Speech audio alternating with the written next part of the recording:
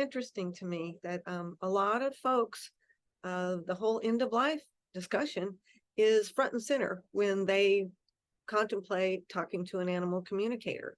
And, it's a big fear and a big question that people have. They're like, how will I know when the animal's ready?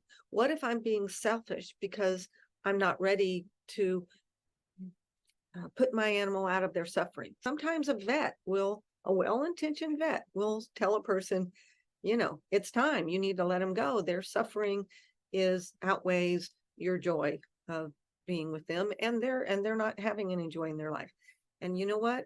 That's fine for a vet or a professional to give you their opinion.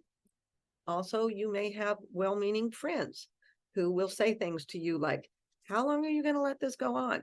I personally had a very dear friend who just must have harassed me for 6 months, in the final 6 months of my time with my beloved dog Dash. She would say, Libby, well, how long are you going to let this go on? He's clearly not having any fun. And I was like, you know what? Thank you for your opinion, but this is my experience with my Dash, and I will know. And I did.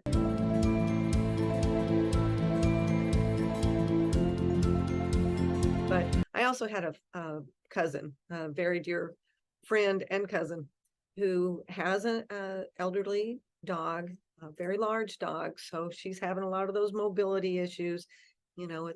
It's tough to watch her try and stand up.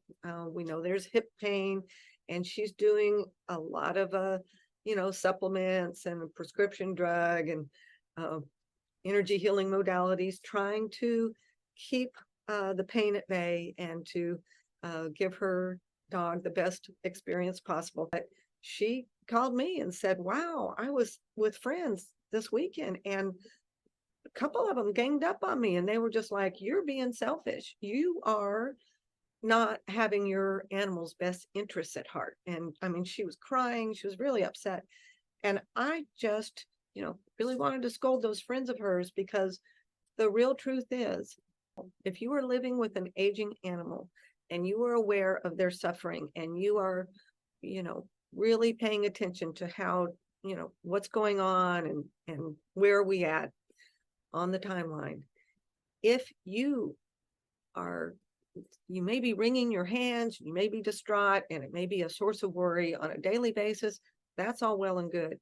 But if you are not at the point where you're ready to pick up the phone, call the vet, schedule an appointment, say, this is it, I'm being selfish, I've got to let my animal go. If you are not at that point, it's nobody else's business. I'll say that again. It's not the vet's business, and it's not your friend's business.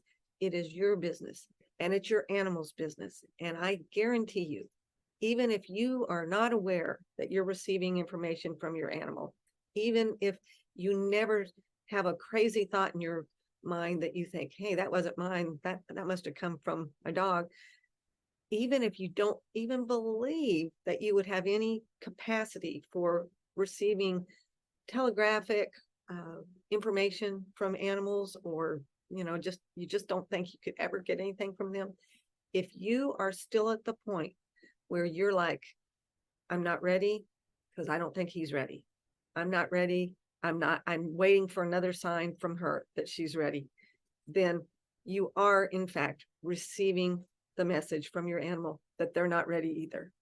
You're not ready, and they're not ready, and there's still more in your little emotional dance together with that beloved animal companion.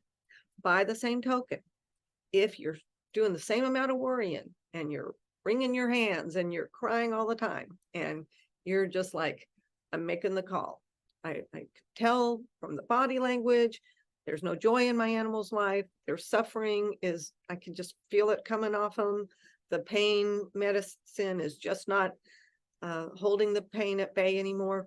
When you pick up the phone and you make that call, I want you to believe you're not being selfish. You are simply receiving whatever information your animal companion is conveying to you, even if you're not aware of it, that they're ready. Is that clear?